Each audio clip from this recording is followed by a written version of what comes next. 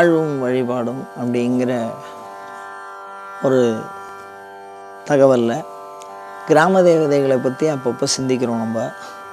அந்த வகையில் பார்த்திங்கன்னா முனீஸ்வரன் அப்படின்னு சொல்லி ஒரு கிராம தேவதை இருக்குது.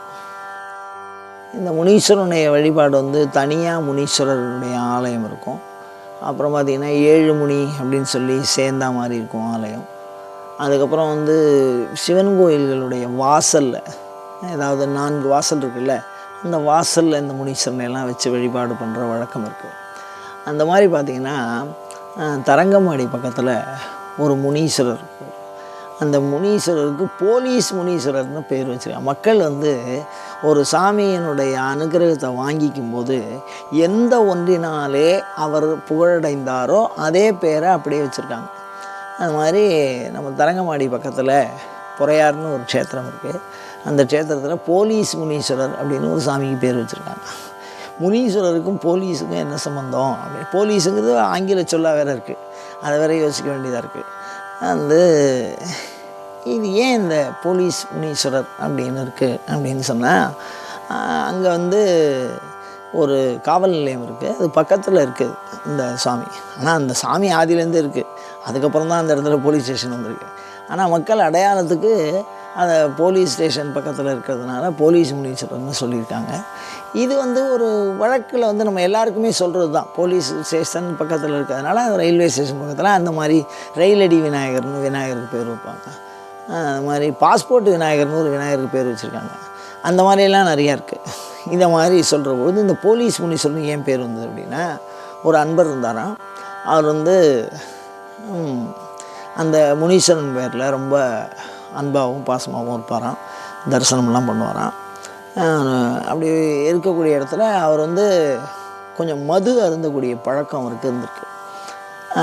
அந்த முனீஸ்வரனுக்கும் இந்த மதுவை வச்சு நைவேத்தியம் பண்ணுற பழக்கம், அதாவது இந்த சுருட்டு மது இதெல்லாம் நைவேத்தியம் பண்ணுற பழக்கமும் வந்துருக்கு. இவர் அதை நைவேத்தியம் பண்ணுறதை சாப்பிடுவாரா இல்லை தனியாக இருப்பாராங்கிறது தெரியாது நமக்கு. அதில் கொஞ்சம் ஒரு மது அருந்தக்கூடிய பழக்கம் வந்திருக்கு. இவர் மது அருந்திட்டு ஒரு வீட்டு வாசலில் தன்னிலையற்று ஒரு மறந்து படுத்திருக்கார். அந்த நேரத்தில் அந்த காலத்தில் இருந்த போலீஸ்காரர் மாதிரி போய் ஒரு தடியை வச்சுட்டு அவர் படுத்துருக்கிற அந்த இடத்த எழுப்பி, ஏந்திரு, இந்த இடத்துல படுக்காத அப்படின்னு ஒரு போலீஸ்காரனா அந்த வடிவம் கையில் அந்த ஒரு பெரம்பு மாதிரி ஒரு லத்தி வச்சுருப்பாள் இல்லையோ, அது மாதிரி அவரும் வச்சுருந்துருக்கார். அதை வச்சுருந்து அடிச்சிருக்கார். அவனை அடித்தோடனே அவனுக்கு அந்த பட்டம்னா அவனுக்கு ஒரு திடீர்னு ஒரு விழிப்பு அதுக்கப்புறம் அவர் அண்ணண்ட போயிருக்கார். அதுக்கப்புறம் அந்த இடத்துல ஏதோ திருடர்கள்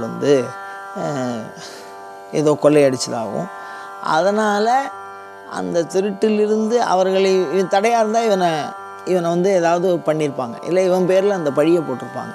அந்த மாதிரி ஒரு ஆபத்துலேருந்து அவரை காப்பாற்றும் போது அவர் போலீஸ் மாதிரி வந்ததாக சொல்லப்படுறது. அதனால் அவர் தன்னுடைய வடிவமே போலீஸ்கார வடிவத்தை எடுத்துன்னு வந்திருக்கார். இது எப்படி இதுலேருந்து நம்ம தெரிஞ்சுக்க வேண்டிய விஷயம் என்னென்னா, கடவுளுடைய வடிவம் நமக்கு அவர் உணர்த்துறதுக்கு அவருக்கு வடிவம் ரொம்ப முக்கியமே கிடையாது. ஏன்னா அவன் அந்த ஆன்மாவுக்கு வடிவம் கிடையாது, சரீரம்தான் வடிவத்தை உடையது, ஆண் பெண் என்ற பேதத்தை உடையது. ஆன்மாவுக்கு அந்த ஆண் பெண் அப்படிங்கிற பேதம்லாம் இல்லை.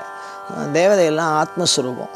அப்படி ஆத்மஸ்வரூபமாக இருக்கிறதுனால ஒரு மனிதனுக்கு எப்படி புரிய வைக்கிறது, அந்த மனிதன் வணங்குகிற மனிதன் எப்படி சொன்னால் நம்மை அறிந்து கொள்வான் அப்படிங்கிற மாதிரி அவர் அந்த போலீஸ் ஸ்டேஷன்லேருந்து நான் வரேன், அந்த சாமி தான் இந்த ஊர்லேருந்து வரேன் அப்படின்னு தெரியப்படுத்துறதுக்காகவே அவர் அந்த வேஷத்தை எடுத்துட்டுருக்கார். அது மாதிரி போலீஸ் வடிவத்தில் இருந்து நிறைய பேருக்கு நிறைய அனுகிரகம் பண்ணியிருக்கார். அங்கங்கே சில பேருக்கு கனவுல சொல்லியிருக்கார் போலீஸ்கார வேஷத்துலேயே அது மாதிரி ஒரு காவல் தெய்வமாக இந்த கிராம தேவதை திகழ்கிறது. அப்படிப்பட்ட அந்த கிராம தேவதையில் என்ன சிறப்பு அப்படின்னா, எல்லை காவல் காக்கும் ஒரு க்ஷேத்திரம். நிறைய பேர் இடம் வாங்கிடுறா எங்கேயாவது ஊர் கடைசியில், அதை அடுத்தவர்கள் ஆக்கிரமிக்காமல் தடுப்பது அப்படிங்கிற விஷயம். பொருள்கள் இருக்குது, அந்த பொருள்களை பாதுகாக்கிறதுக்கு நமக்கு இந்த முனீஸ்வரர் மிகச்சிறந்த ஒரு காவல் தெய்வமாக அந்த பகுதி மக்கள்களாலே வணங்கப்படுகிறார்கள். அதை அனுபவ சாத்தியமாக சொல்லுகிறார்கள். அப்படிங்கிறது. அதனால் நம்ம ஒரு தெய்வத்தை பற்றி பார்க்குறோம். அந்த தெய்வத்துக்கு ஒவ்வொரு தெய்வத்துக்கும் ஒரு சிறப்பு இருக்குது. அந்த மாதிரி நிறைய ஊர்களில் நம்ம போய் பார்க்குற பொழுது ஒவ்வொரு கிராம தேவதைக்கும் அந்த கிராமம் சார்ந்து அந்த ஊரில் இருப்பவர்களே அந்த தெய்வம் எப்படி ஆட்கொண்டது அப்படிங்கிறதுக்கு நிறைய கதைகள் இருக்குது. அந்த கதைகளை உணர்ந்து அந்த உணர்வோடு அந்த பக்தியோடு அந்த சுவாமியை நாம் வழிபாடு பண்ணுறோம் அப்படின்னா அதே பயனை வணங்குவோர் ஒவ்வொருவரும் அடையலாம் அப்படிங்கிறது தான் சமயத்தினுடைய நெறி. அந்த வகையில் இந்த போலீஸ் முனீஸ்வரரை வணங்கி நம்ம நம்மளுடைய பொருள்களை, உடைமைகளை, உரிமைகளை காத்து கொள்வதற்கு தர்ம தேவதையாக அவரை போற்றி அந்த பயனை பெற முயல்வோமாக.